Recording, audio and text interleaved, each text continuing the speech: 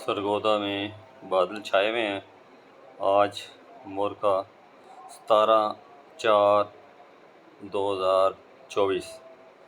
देखें, पूरा आसमान बादलों से भरा हुआ है। आप देख रहे हैं सरगोदा में ये हर तरफ बादल ही बादल छत आसमान पे हैं, कहीं से कोई नहीं नज़र आ रहा।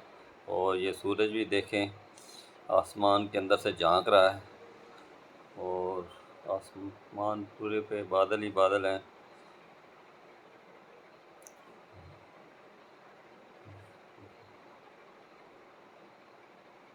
हर तरफ बादल ही बादल हैं। ये देखें कहीं कहीं थोड़ा बहुत नज़र आ रहा है। ये देखें सूरज बादलों के अंदर से झांक रहा है, ये वो सामने।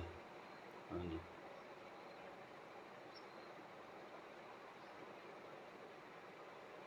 ये गंदम के खेत लगे हुए हैं। ये 78 चौक की तरफ सड़क जा रही है। ये गफूर टाउन है। देखिए पीछे मकान बने हुए हैं, बादल आसमान छाए हुए हैं। ये गमले पड़े, गमलों में सब्जियां लगाई गई हैं। वो देखें सूरज बादलों में से झांक रहा है।